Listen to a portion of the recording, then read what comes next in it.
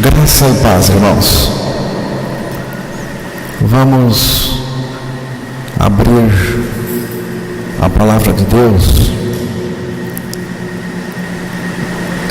em Apocalipse,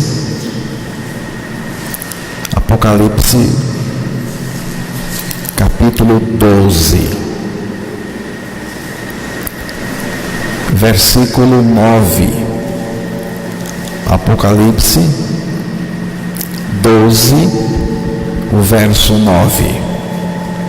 E foi precipitado o grande dragão, a antiga serpente, chamada o Diabo, e Satanás, que engana todo o mundo.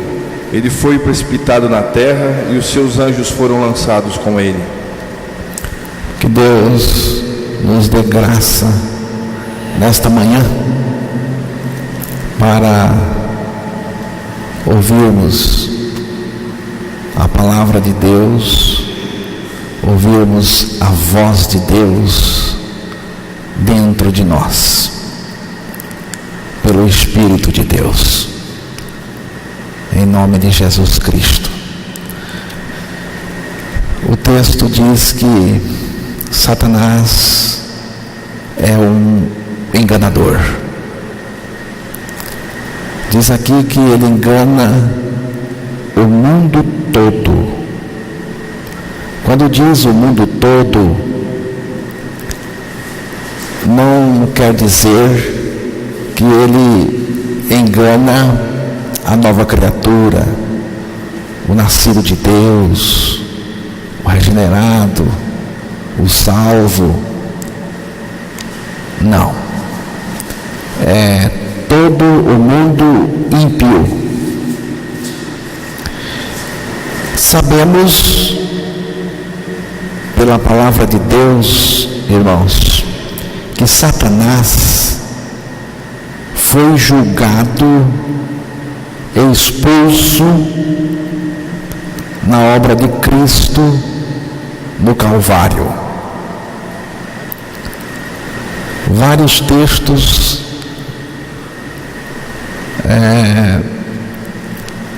falam dessa derrota de Satanás na cruz do Calvário. João capítulo 16, versículos 8 a 11. E quando ele vier, convencerá o mundo do pecado e da justiça e do juízo. Do pecado, porque não creem em mim; da justiça, porque vou para meu Pai e não me vereis mais; e do juízo, porque já o príncipe deste mundo está julgado. A passagem dita por Jesus está falando de um momento, de um período depois que Jesus Cristo morreu e ressuscitou. Porque se você reparar o texto, ele diz: e quando ele vier, ele quem? O Espírito, o Consolador. Quando ele vier, convencerá o mundo do pecado. Então Jesus descreve a obra do Calvário, o que ele fez na cruz. Então, convencer, a palavra convencer, o termo convencer é derivado da palavra vencer, e significa que o convencido, antes de tudo, foi vencido por uma argumentação contrária a dele, né? uma argumentação oposta. O Espírito é o que faz. E significa então levar alguém a reconhecer uma verdade apresentando os fatos. O Espírito Santo tem essa tarefa.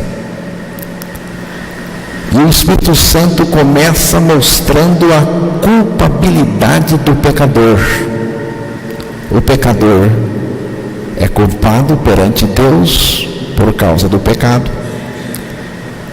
O pecador é culpado e precisa morrer. Precisa morrer. Conforme a palavra do Senhor diz.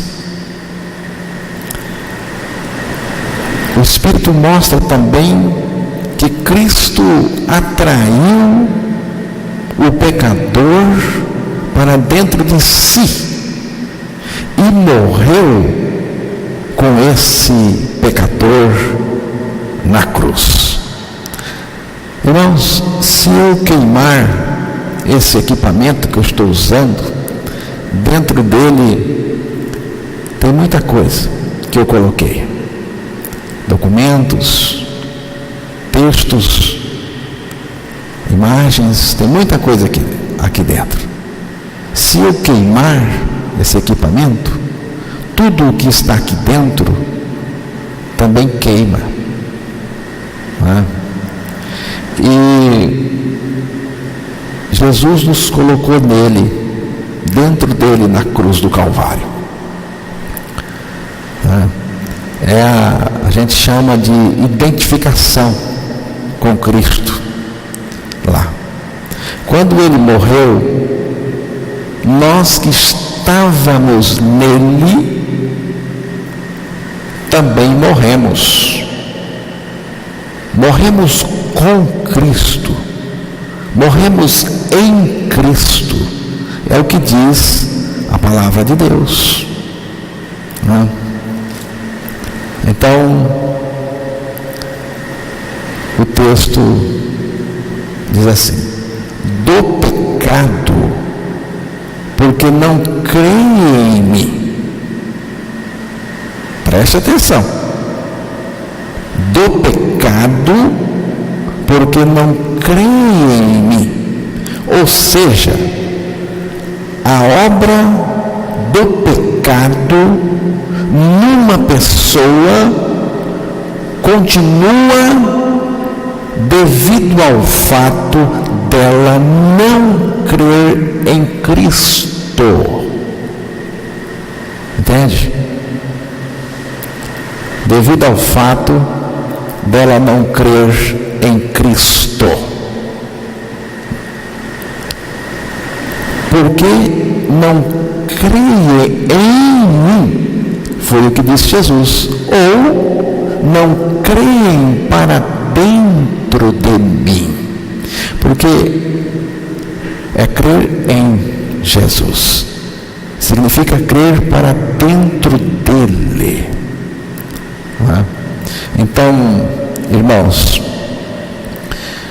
quando você crê para dentro de Cristo, você é liberto. Você é liberto. A obra do pecado continua em você, continua operando, viva, pelo fato de você não crer que você foi colocado dentro de Cristo naquela cruz e que você morreu com Cristo. Eu entendo o texto assim. Então, irmãos, quando você crê, a sua atração em Cristo, sua morte em Cristo, você vai ficar livre do pecado. Não é? E quem faz essa obra é o Espírito de Deus. Ele é o que convence. Ele vence você com a argumentação do Evangelho, apresentando os fatos para você, do que Cristo fez por você lá na cruz. E o Espírito nos convence do pecado, da justiça de Deus, porque a justiça de Deus foi feita, significa que nós morremos. A justiça de Deus foi feita e o príncipe deste mundo foi julgado, e do juízo, porque já o príncipe deste mundo está julgado. Ele foi julgado, condenado e expulso pela obra do Calvário. João 12, verso 31 e também o 32. Vamos fazer o seguinte, vamos ler João 12, do versículo 31 ao 33. Agora é o juízo deste mundo. Agora será expulso o príncipe deste mundo. E eu, quando for levantado da terra, todos atrairei a mim. E dizia isto, significando de que morte havia de morrer. Você viu? Jesus falou do julgamento, da expulsão de Satanás, quando ele morresse naquela cruz, e nós também morremos com ele. Satanás está julgado e expulso daqueles que morreram e ressuscitaram com Cristo. Viu? A cabeça de Satanás, irmãos, foi esmagada na cruz por Jesus. Contudo, Satanás continua. Ele continua por permissão de Deus a sua obra de engano neste mundo e também a sua obra de acusação. Ele acusa os salvos. À noite, se Deus quiser, falarei um pouco da obra de acusação de Satanás, acusando os irmãos nascidos de novo. Então,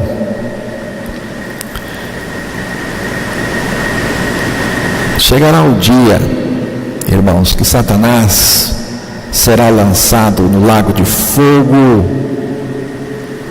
de onde ele nunca sairá. Mas, no momento, ele está solto, embora alguns desavisados tentem amarrá-lo.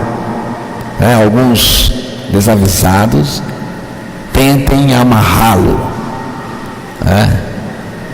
Essa doutrina por aí, Satanás está amarrado. Coisa nenhuma.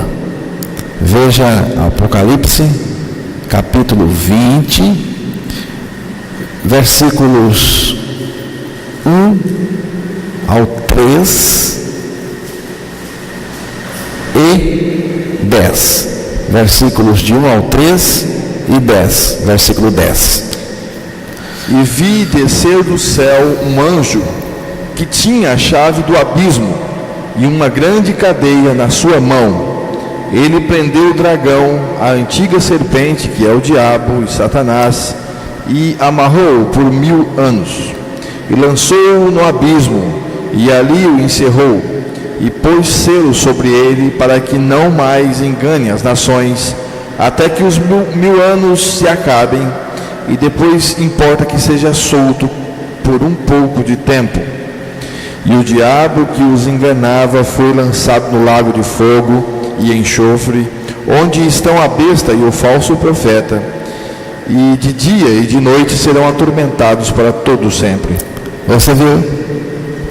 Satanás está julgado, está expulso pela obra do Calvário, mas continua a sua obra de engano. Ele é enganador por permissão de Deus. No momento, ele está solto. Chegará o dia que ele vai ser amarrado, né? Deus enviará um anjo para amarrar Satanás por 1000 anos. Ficará preso. Depois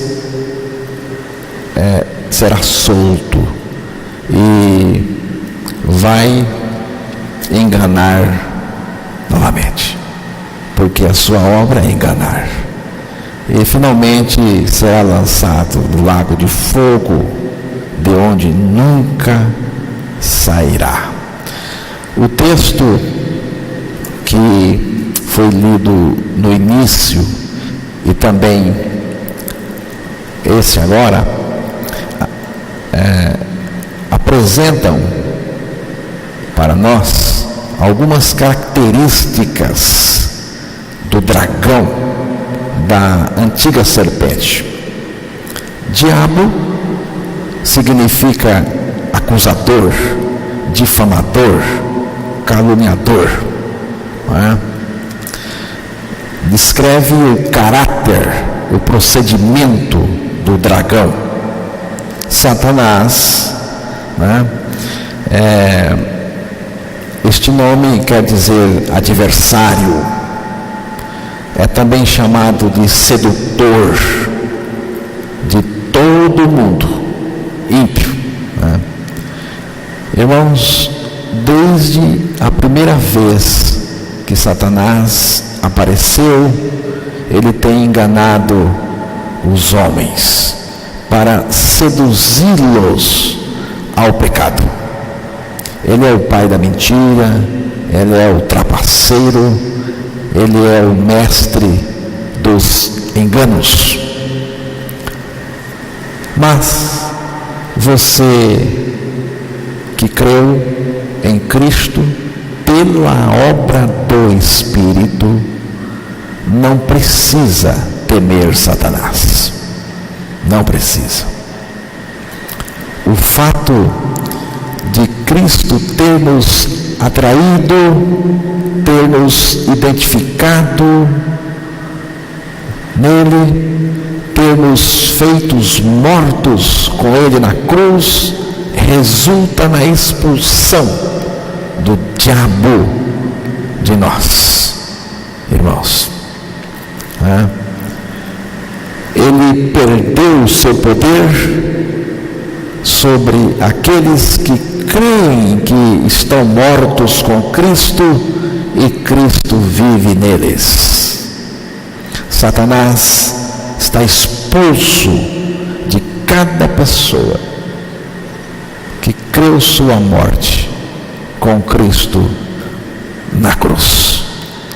Ele não pode nem mesmo tocar numa nova criatura. 1 João capítulo 5, verso 18.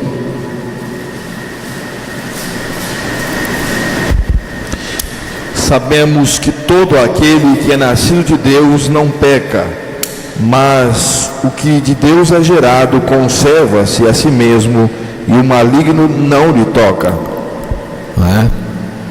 Quando nós morremos com Cristo naquela cruz, nós saímos debaixo do poder de Satanás. Ele não tem mais nenhum poder, irmãos, sobre nós. Satanás não tem mais o seu governo sobre nós. Mas ele não aceita a sua derrota. Ele não aceita a sua expulsão. Ele contra-ataca.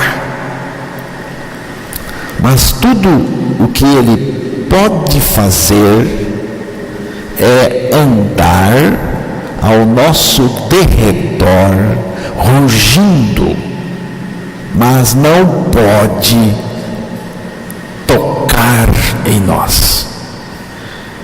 1 Pedro capítulo 5, versículo 8. Sede sóbrios, vigiai, porque o diabo, vosso adversário, anda em derredor, bramando como leão, buscando a quem possa tragar. Pedro, o apóstolo Pedro, diz aí no texto que o diabo é o nosso adversário e anda ao nosso derredor. Ele anda ao nosso derredor. E ele anda ao nosso derredor buscando quem possa tragar, diz o texto. Quem ele pode tragar? A nova criatura, ele não pode tragar. A nova criatura está identificada com Cristo. Cristo está na nova criatura. Entre nós e o diabo, irmãos, existe uma barreira que ele não pode ultrapassá-la. Salmo 34, verso 5, vamos ver se é o 5. Olharam para ele e foram iluminados, e seus rostos não ficaram confundidos. Eu anotei o texto aqui, um outro texto, né? Eu vou ler aqui, irmãos.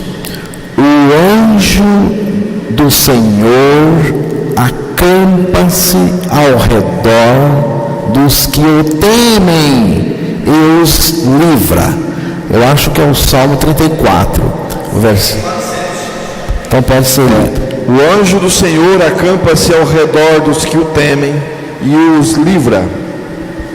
Você viu?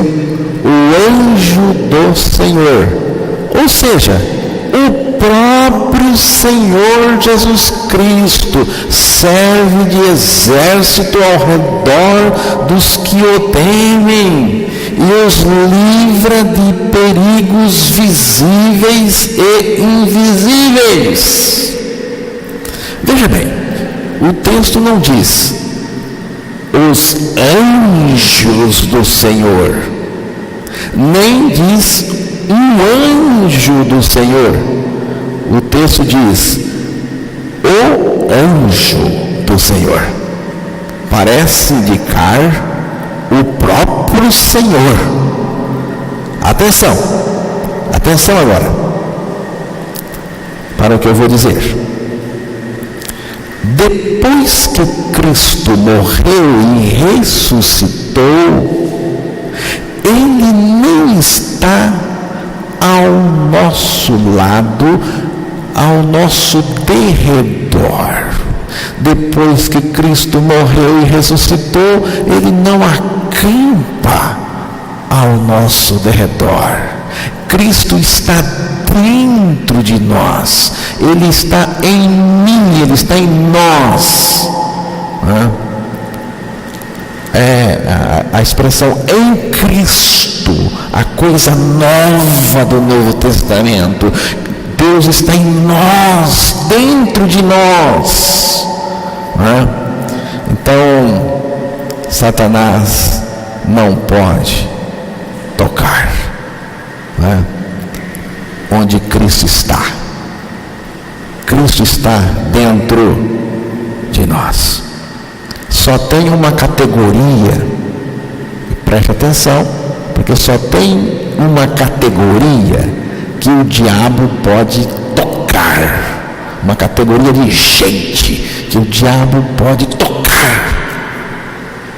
1 João capítulo 3, verso 8.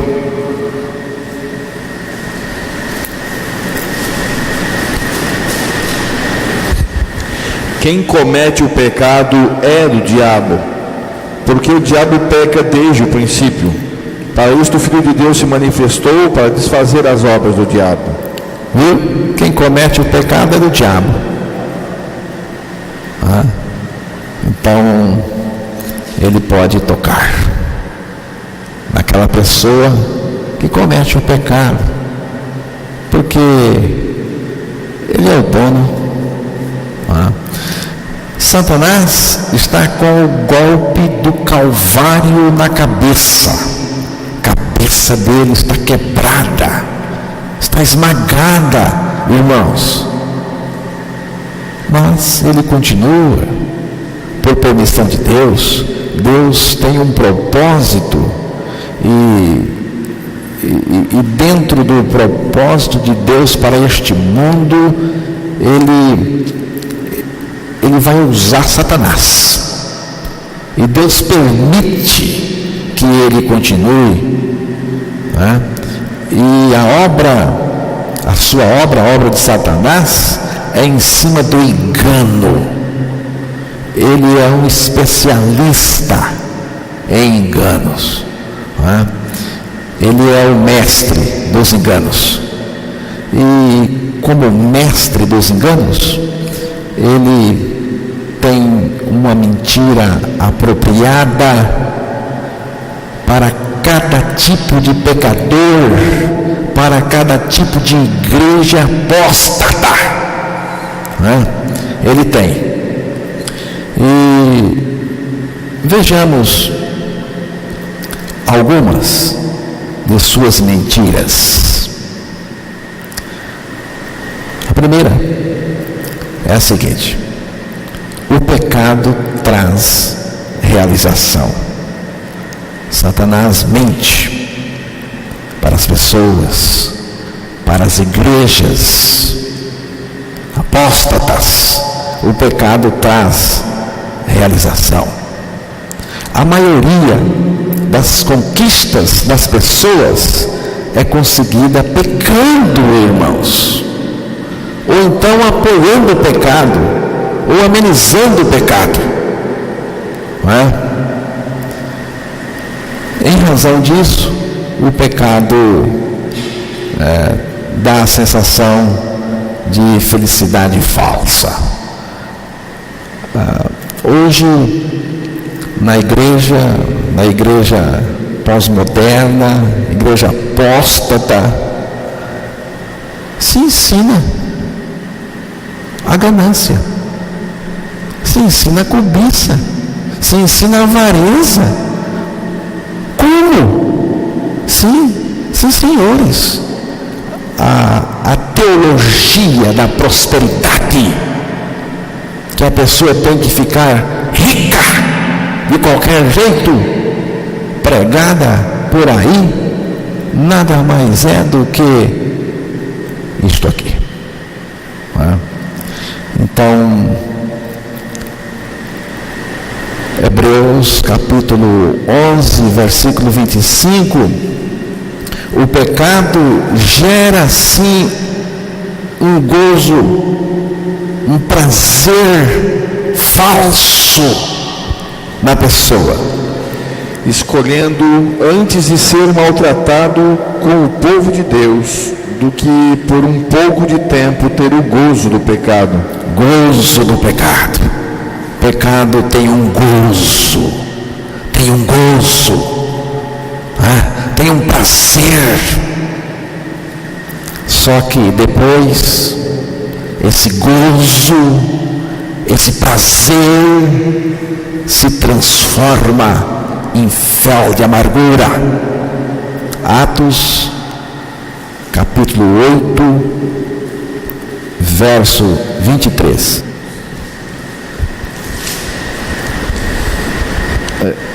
Pois vejo que estás em fel de amargura e em laço de iniquidade. Você vê, fel de amargura, laço de iniquidade. E a palavra de Deus também diz que quem comete o pecado é do diabo. O texto já foi lido.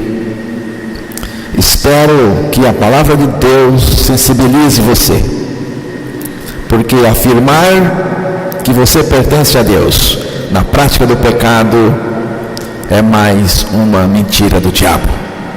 Ele está enrolando você mais uma vez.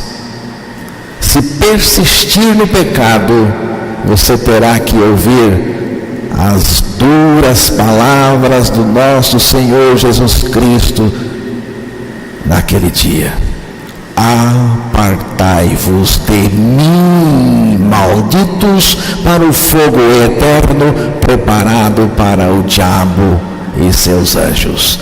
Apartai-vos de mim significa que era um povo religioso, que era um povo de igreja, era um povo que dizia que estava com o Senhor, que tinha comunhão com Ele.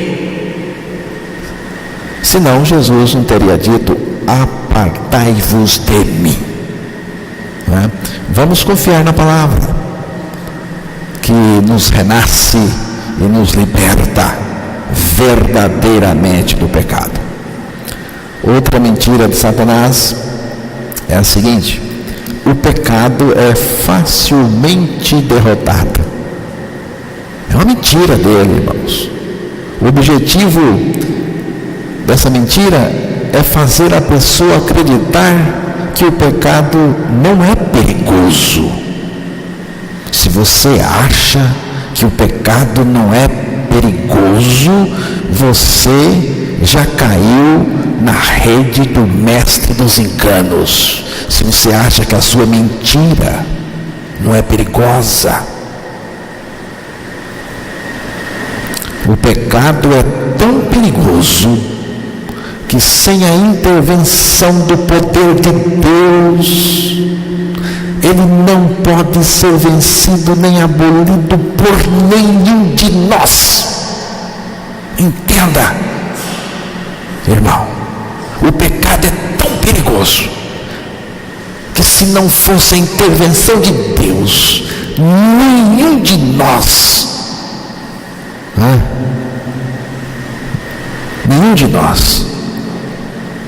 poderia vencer o pecado. Nenhum de nós. Então, irmãos, o pecado é perigoso. Se Deus não tivesse ido à cruz por nós para nos libertar, Deus agiu por nós, graças a Deus. Ele agiu em nosso favor. Se pois o Filho vos libertar, verdadeiramente sereis livres. Quem liberta é o Filho. E quando o Filho liberta, libertos ficamos, de fato. Você pode lidar com o pecado sem recorrer a Cristo. É outra mentira. Acreditar nisso, irmãos, leva à frustração e no final ao inferno. Cristo é o único que pode nos libertar verdadeiramente do pecado. Viu? Obras não libertam, oração não liberta, choro não liberta. Viu? Você se sentiu mal depois que você pecou, não liberta. Você confessar a homens não liberta. Só Cristo. Cristo é o único que pode nos libertar verdadeiramente do pecado. Todas as pessoas que se encontram embaraçadas com o pecado estão embaraçadas unicamente com o sacrifício de Cristo na cruz. Quando uma pessoa se integra com o sacrifício de Cristo,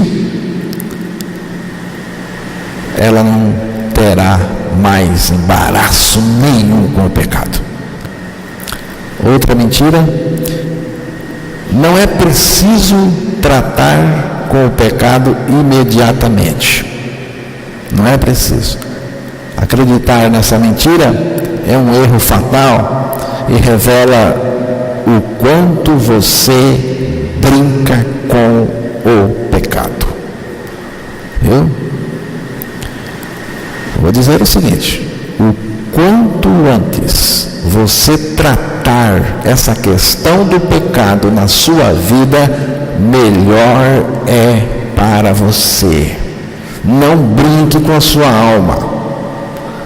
Escute o que eu vou dizer agora.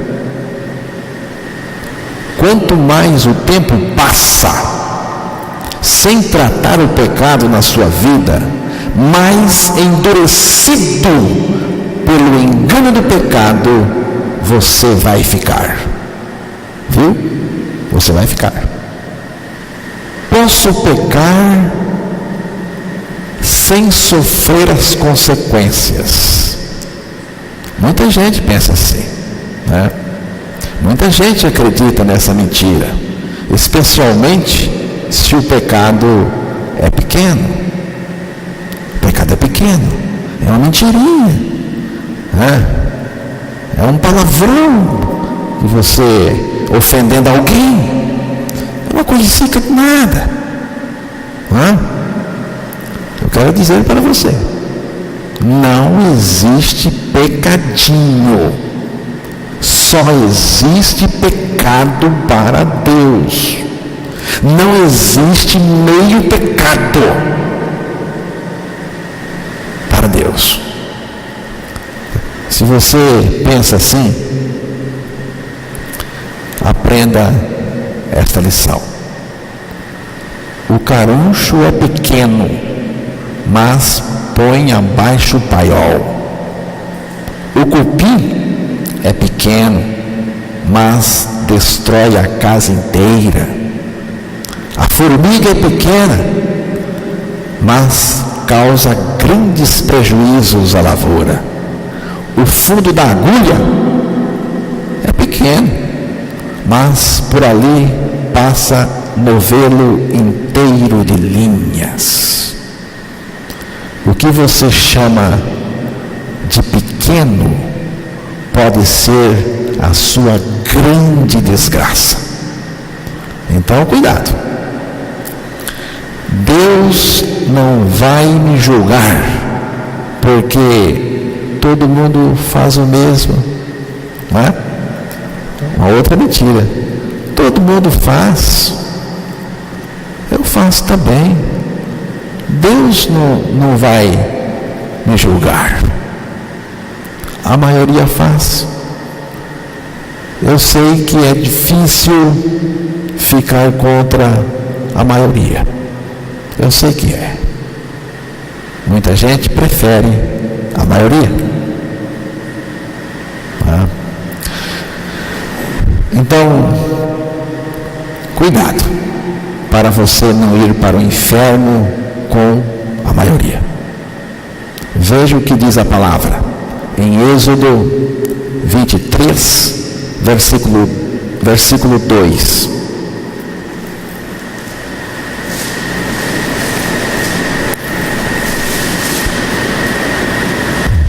Não seguirás a multidão para fazeres o mal, nem numa demanda falarás, tomando parte com a maioria para torcer o direito.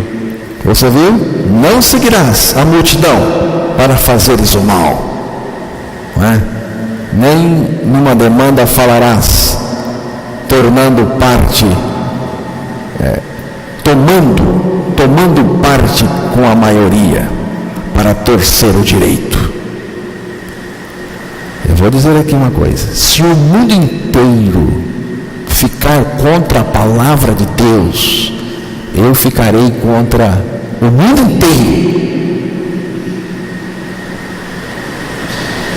Porque eu não posso ir contra a palavra de Deus. Não posso. Deus não vai me julgar porque não sou tão mal assim. Muita gente pensa assim: não, eu não sou tão mal assim, né? Então, tem gente que pensa que Deus não vai condená-la porque ela não é assim uma pessoa tão ruim, né? Ela até é uma pessoa boa na sociedade.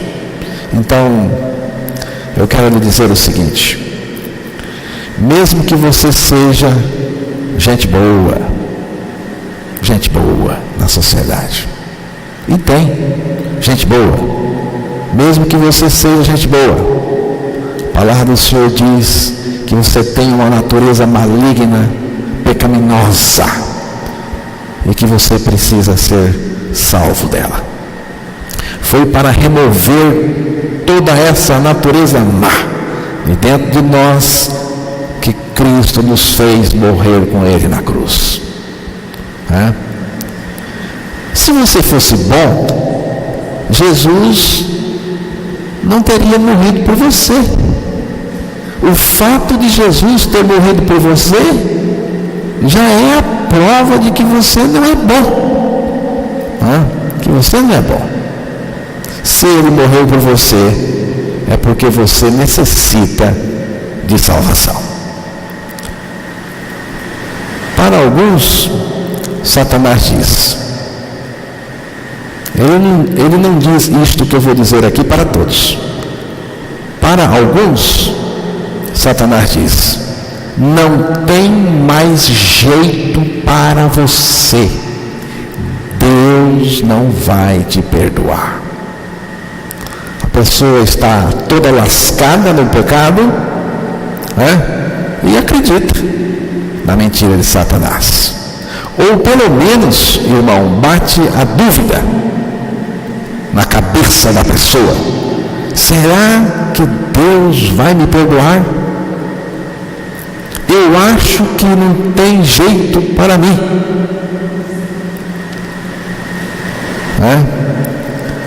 Mas tem jeito para qualquer pecador. Se você pensa assim, se for esse o caso, já quero começar te dizendo: não há pecado maior que o perdão de Deus, nem tão grande que a graça de Deus não possa remover.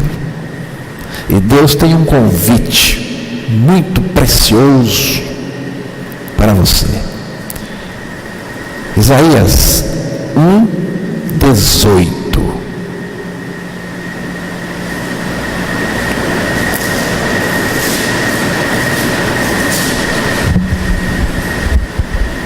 Vinde então e argui-me, diz o Senhor, ainda que os vossos pecados sejam como a escarlata, eles se tornarão brancos como a neve, ainda que sejam vermelhos como o carmesim, se tornarão como a lã branca.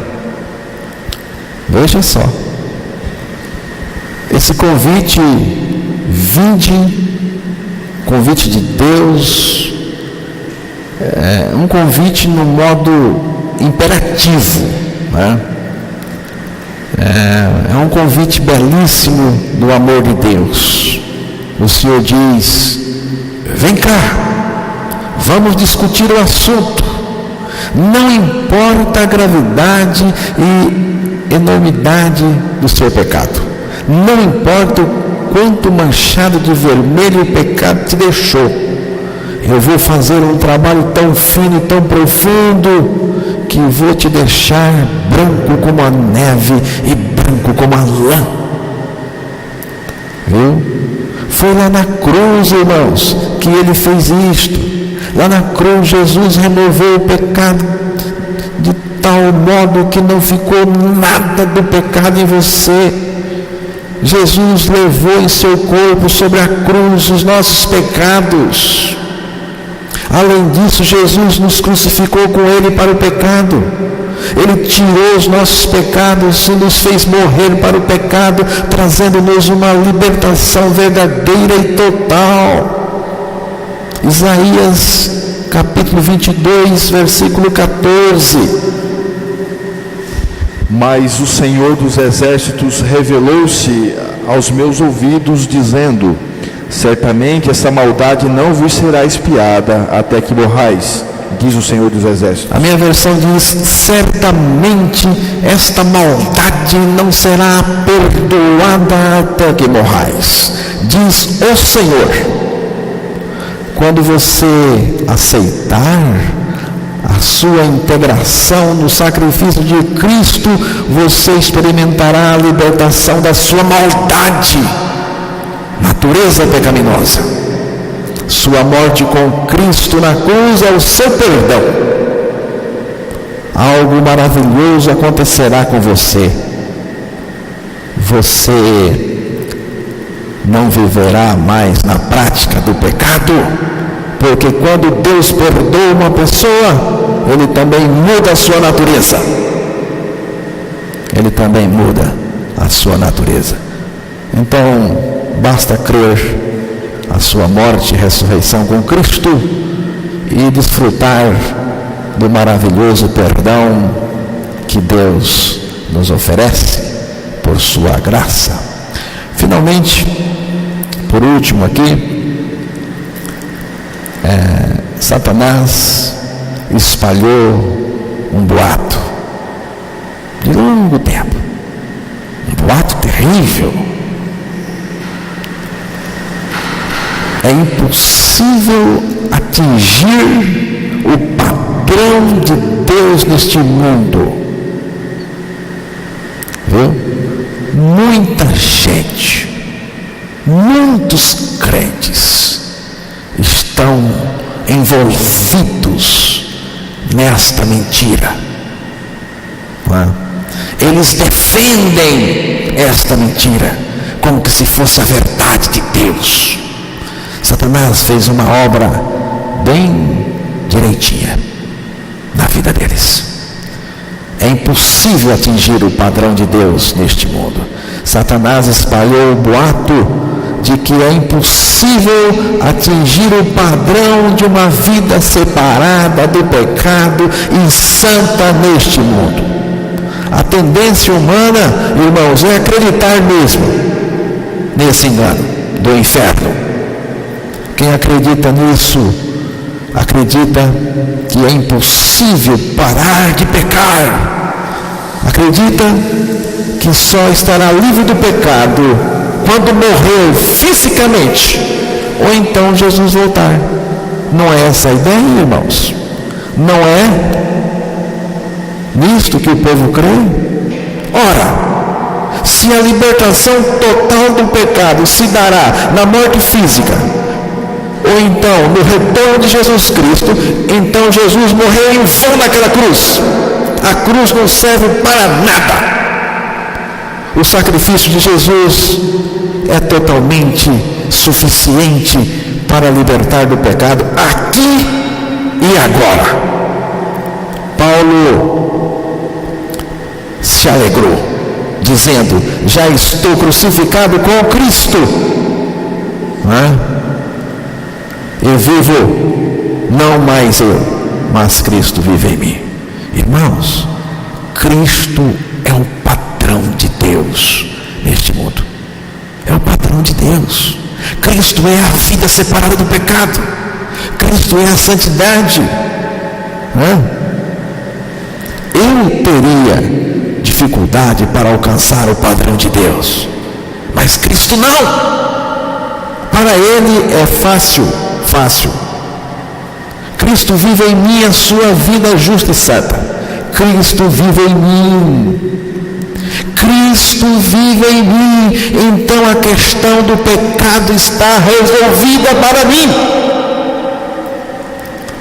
Espero que nenhum de nós aqui, nesta sala, neste local, neste momento, espero que nenhum de nós aqui se faça de besta, forçando a barra para que o Senhor lhe aceite com o pecado. Se a nossa insistência com Ele for nessa base, Ele terá que no final nos colocar no inferno. Deus tinha todos os motivos do mundo para nos colocar no inferno, naquele lugar de horror eterno. Mas, ao invés disso, Ele providenciou uma salvação tão grande e não nos custa nada, né? E por causa de tudo que Ele fez